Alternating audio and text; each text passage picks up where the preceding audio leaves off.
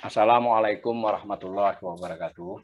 Ibu, Bapak, Saudara-saudara yang saya hormati, pada sesi ke-10 yang merupakan rangkaian terakhir pembicaraan kita tentang ketenagakerjaan, kita akan coba mencermati secara umum ya, sekali lagi secara umum, tentang profil atau karakteristik penganggur di Indonesia. Nah, dari kuliah yang terdahulu, di kuliah sesi 1, dari topik ini kita sudah tahu bahwa jumlah penganggur di Agustus 2020 itu jumlahnya 9.767.000.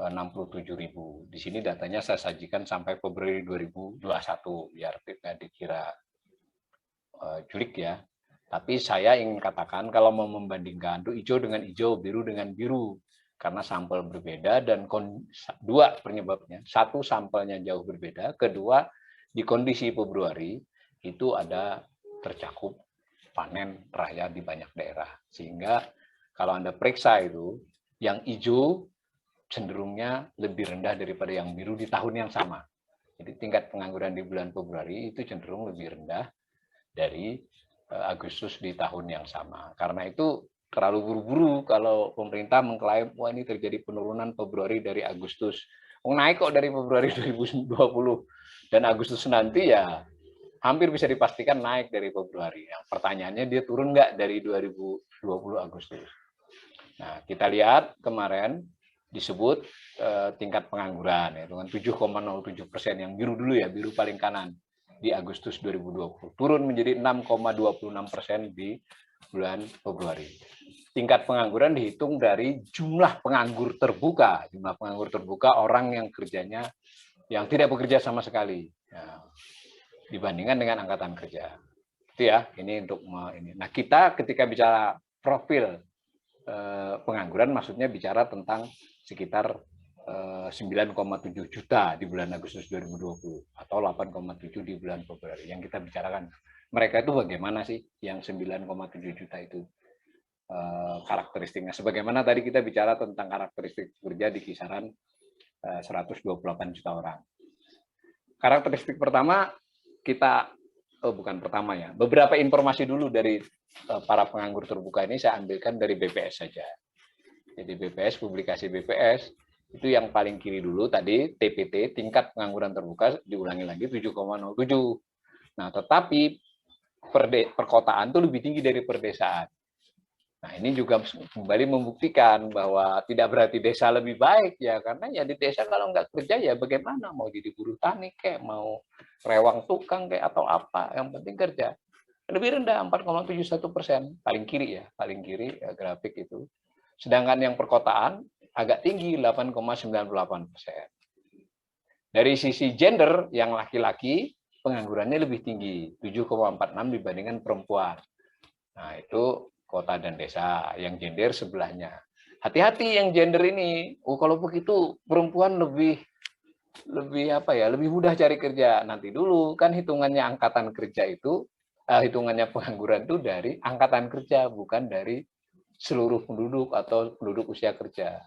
Ya kalau perempuannya banyak bukan angkatan kerja, ya angkanya rendah.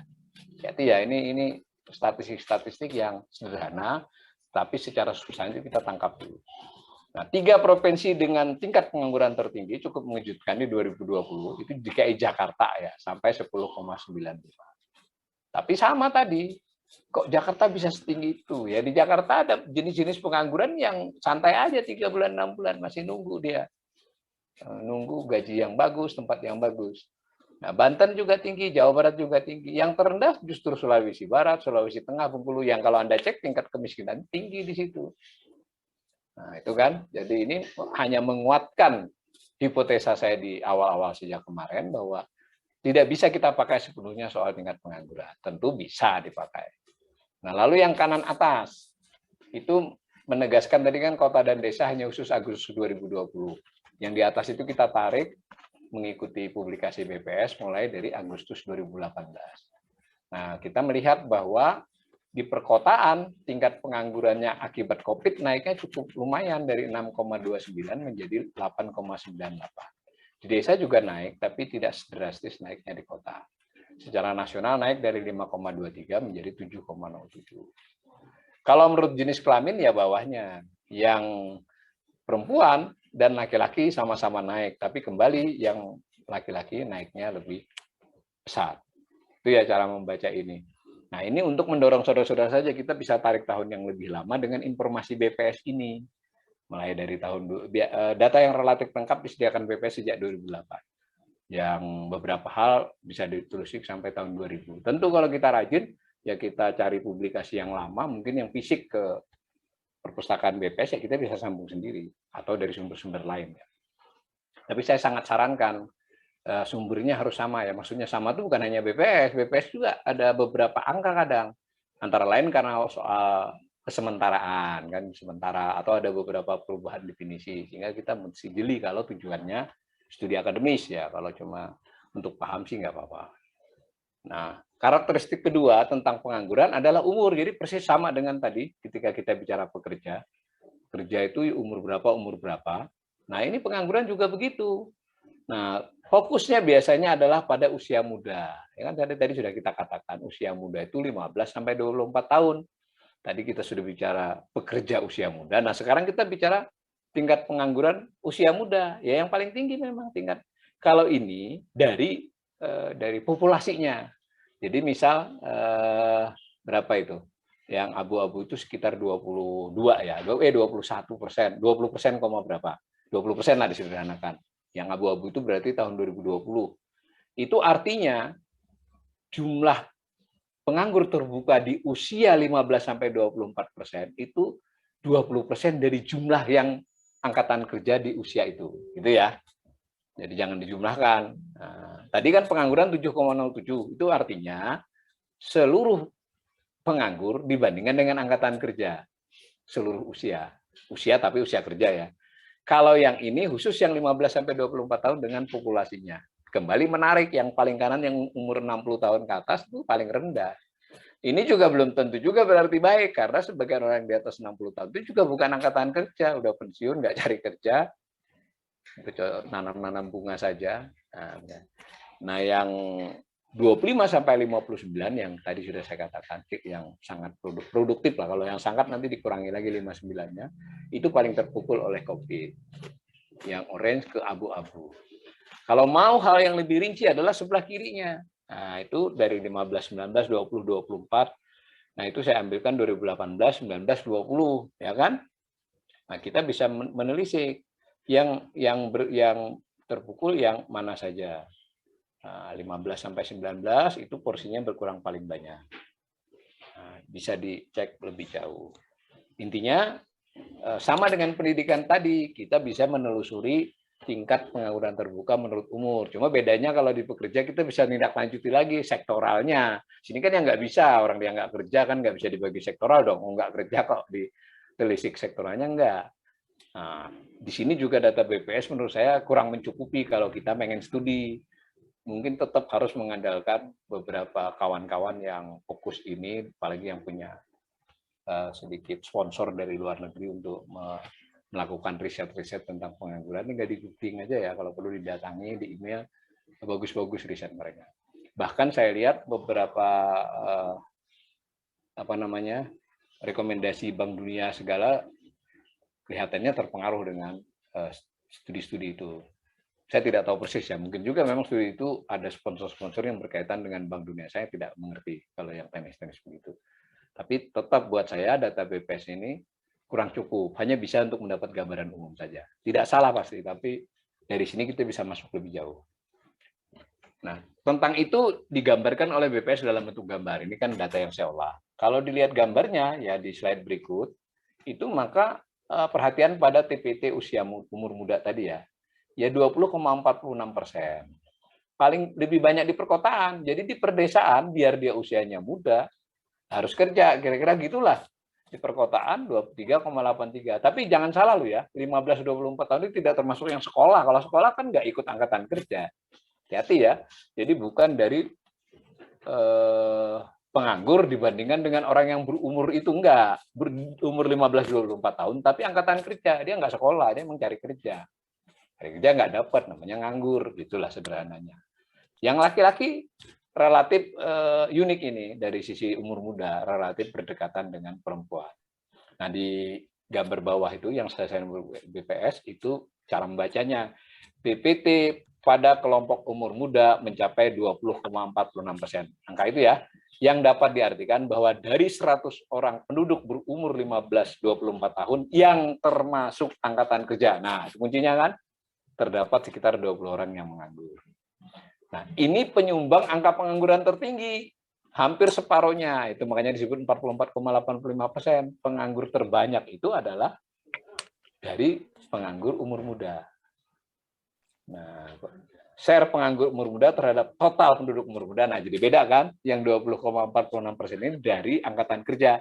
Kalau yang 9,94 ini ya termasuk dari yang sekolah segala macam. Angka-angka seperti ini mungkin kelihatannya tidak berguna ya kalau seolah-olah kita hanya bicara begini. Tapi enggak, kalau Anda membuat time series 10-12 tahun, nanti tadi saya ingin katakan, kita apalagi dapat data-data provinsi, erat sekali kaitannya dengan kemiskinan. Lalu kalau kita bicara pertumbuhan ekonomi di daerah total Indonesia lah, maka kita bisa bicara tentang kualitas pertumbuhan ekonomi. Apakah terdampak di sini? Tadi dari cerita saya tentang upah gaji itu saya lupa menyinggung. Makanya saya jadi sulit untuk apa ya? Bagaimana mungkin ada bahwa ini kebijakan fiskal pemerintah membuat daya beli tidak terlalu turun. Lah itu tadi turun semua. Ya mungkin bisa jadi upahnya turun tapi ada bansosnya. Bisa juga sih begitu. Tetapi itu kan debatable berarti. Data itu jadi penting kan untuk pembicaraan tentang hal itu. Nah, slide berikutnya ini menarik. Bagaimana kalau dia usia muda, 15 sampai 24 tahun. Dia tidak punya kegiatan, bukan hanya nganggur, tapi ya tidak bekerja, tidak sekolah, dan tidak sedang mengikuti training pelatihan. Belum tentu angkutan kerja loh ya, karena dia nggak cari kerja, mau bergantung sama orang tuanya atau segala macam. Nah ini yang salah satu perhatian ya. Ini baru ini. Data BPS itu baru ada 2 tahun. Tapi menurut saya ini bagus ini, ada kemajuan ini. Jadi ternyata seperempat dari populasinya ini, jadi tinggi ya. Jadi tidak bekerja, tidak sekolah, dan tidak sedang mengikuti training. Ini saya masih agak sedikit samar ya. Nanti Anda bantu sendiri mempelajari. Tapi kalau nanti tersusun beberapa tahun dan definisinya makin jelas, ini mengakomodasi dari ILO ya. Tadi saya belum sempat karena ini publikasi baru ya. Namanya publikasi kelayakan angkatan pekerja. Berarti saya selama ini juga agak lolos dari data ini. Ini menarik untuk diteliti bahwa bagaimana orang usia muda tapi tidak bekerja, tidak sekolah, dan tidak sedang mengikuti training pelatihan khusus itu jumlahnya bagaimana, di desa berapa, di daerah mana. Belum tentu ini BPS daerah sudah ada ya, tapi kita silakan cari sendiri. Nah, lalu karakteristik pengangguran yang lain adalah terkait dengan tingkat pendidikan. Sama kan dengan tadi pekerjaan. Jadinya kita pengen tahu, kalau di pekerja tadi kan kita jadi tahu yang SD, SMP, sampai universitas, bahwa porsi terbesar dari pekerja Indonesia itu adalah berpendidikan SMP, SLTP ke bawah. Nah, bagaimana dengan penganggurnya?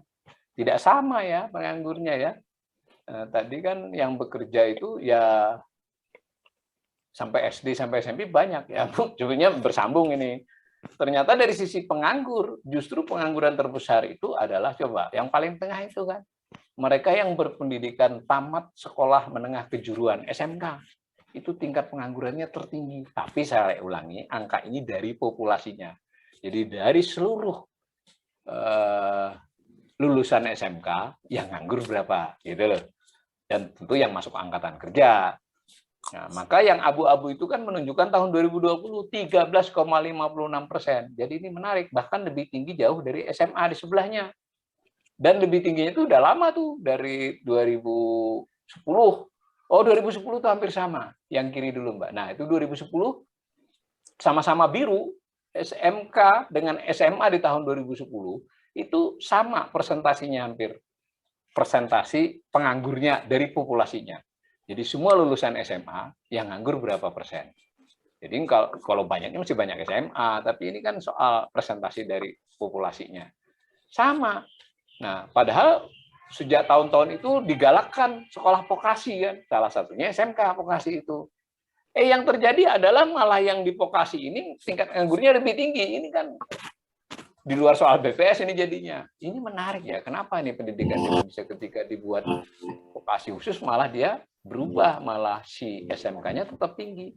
Dan ketika terjadi pandemi yang tersungkur lebih banyak adalah yang SMK. Nah, gitu ya cara bacanya. Yang universitas yang paling kanan dulu, yang mungkin menyangkut sebagian besar pendengar ini, pemirsa ini, yang universitas. Nah, yang tahun 2010 itu yang nganggur dari universitas masih tinggi. Jadi orang lulus sarjana, tetapi yang nganggur sampai hampir 12%. Tahun 2019, 9 tahun kemudian sudah lumayan, 5,64%. Ada pandemi, ternyata meningkat juga.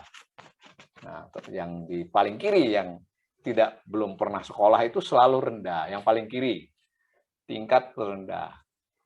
Itu tingkat penganggurannya hanya berkisar 3,8, 3,61. Kenapa ya? Mudah dipahami ya. Kalau tidak sekolah SD sampai SD, itu ya kerja apa aja mau. Nah, ini kembali. Jadi kan rendah tidak berarti juga bagus. Jadi harus ada beberapa narasi. Itu ya, ini tingkat pendidikan. Tentu tingkat pendidikan ini juga tidak bisa sektoral kalau penganggur, kalau pekerja bisa sektoral kan. Tapi ini bisa untuk daerah ya, karena nanti kita kan bisa melihat beberapa karakteristik daerah yang pekerja mudanya banyak, penganggur mudanya pekerja muda banyak, yang mau cari kerja banyak tidak dapat misalnya, itu menarik kalau di daerah tertentu. Nah, di slide berikut saya ingin khusus SMK tadi yang banyak menjadi bahan pembicaraan. Khusus SMK yang tengah itu kita tarik menjadi 10 tahun terakhir, 11 malah. Nah, di slide berikut, perkembangan tingkat pengangguran terbuka SMK. Nah, kan? Yang orange adalah tingkat pengangguran terbuka keseluruhan. Yang ujung kanan kan 7,07, kan? Betul toh? Tadi 2020 Agustus. Nah, sementara yang SMK sama dengan di atas tadi 13,56. Perhatikan, si biru ini yang berpendidikan tamat sekolah menengah kejuruan, itu selalu jauh lebih tinggi dari tingkat pengangguran rata-rata. Nah, ini PR besar ya. Saya punya kawan itu yang jadi wakil direktur sekolah vokasi tapi sekolah tinggi. Saya udah beberapa kali diskusi. Saya nggak ada datanya, saya bilang bagaimana perguruan tinggi yang vokasi yang sampai di 4 segala tingkat penganggurannya berapa. Coba kamu ngukur sekolahmu sendiri dari alumni-alumni itu. Nah, dari obrolan itu dapatlah informasi bahwa bekerja rata-rata kata dia, tetapi butuh waktu. Nah, kan ada tema nih yang tidak terlihat di sini. Yang bekerja itu sebagiannya membutuhkan waktu tunggu berapa lama. Itu studi tersendiri juga. Jadi ada yang setahun setelah lulus, setengah tahun, ada yang 4 tahun. Itu juga suatu studi yang menarik, karena itu berkait dengan produktivitas ekonomi. Nah, begitu ya. Kira-kira sekali lagi, uraian saya 2 sesi ini adalah bersifat umum untuk titik masuk kita kepada hal-hal yang lebih detail. Dan itu tidak mencukupi data BPS. Tapi selain yang saya uraikan, data BPS masih banyak. Jadi kalau buat kita yang baru mulai, kalau yang sudah ahli ya silahkanlah diteruskan keahliannya. Itu mungkin ngulik-ngulik data BPS sudah menarik itu, tanpa buru-buru membuat kesimpulan, apalagi dibuat status di Twitter atau di Facebook. Jadi dibaca, dipahami. Tadi saya sudah mencoba mengajak kita untuk menelusuri secara umum. Intinya memang masalah ketenagakerjaan di Indonesia ini sangat kompleks. Kita tidak bisa membicarakannya hanya dari sudut tingkat pengangguran terbuka.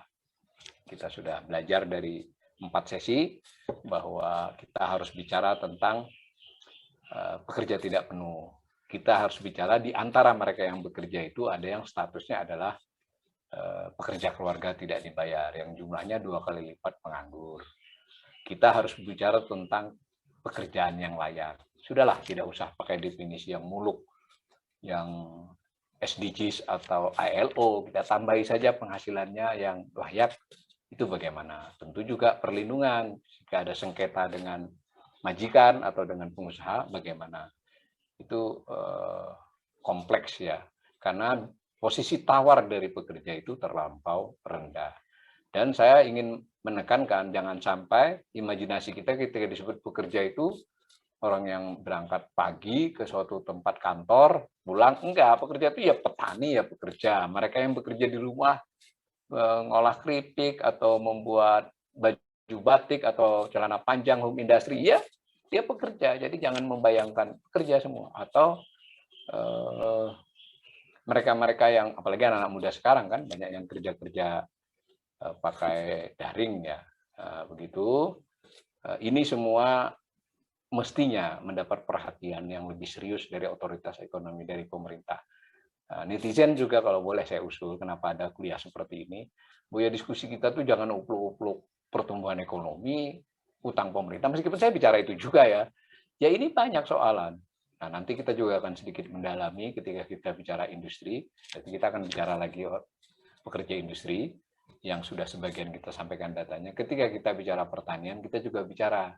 Ketika kita bicara nanti tentang sumber daya alam dan energi, ada juga kaitannya dengan pekerja ini. Dan terakhir, saya tadi hanya baru mengambil dari BPS tentang kualitas berdasarkan tingkat pendidikan. Tentu kita juga harus membandingkan antar negara, kan kita juga harus cari info. Alhamdulillahnya, syukurnya sekarang ini kan dunia terbuka, jadi kita googling aja yang pintar ya dapat lah. Kita bandingkan produktivitas kita, ini kan ada, sudah mulai kelihatan tadi kan. Sayang saya tidak sempat membandingkan ya, yang bekerja di mana, di sektor industri pengolahan berapa, PDB-nya berapa, kan dapat produktivitasnya, lalu bisa subsektoral dan seterusnya. Saya sih masih percaya bahwa bangsa ini masih memiliki kemungkinan untuk bangkit, berkembang menjadi negara yang kalaupun tidak langsung jadi negara maju, negara yang bisa menjamin kesejahteraan bagi seluruh rakyatnya. Tetapi saya juga kurang suka terus terang, dan mungkin makanya itu saya agak kritis ya, ketika narasi-narasi berlebihan tanpa mau mengakui ada beberapa persoalan yang sifatnya bukan karena COVID. Kalau semuanya disalahin COVID ya repot kita. Dari uraian-uraian saya berapa, enggak semuanya karena COVID. Jadi kita memang memiliki beberapa masalah, dan itu bukan naif. Ya, artinya kita bicarakan mestinya. Kalau otoritas ya ambil keputusan terhadap hal itu. Mudah-mudahan uraian saya ini bisa membantu saudara-saudara untuk lebih memahami persoalan ekonomi Indonesia. Sampai berjumpa hari Selasa depan. Assalamualaikum warahmatullahi wabarakatuh.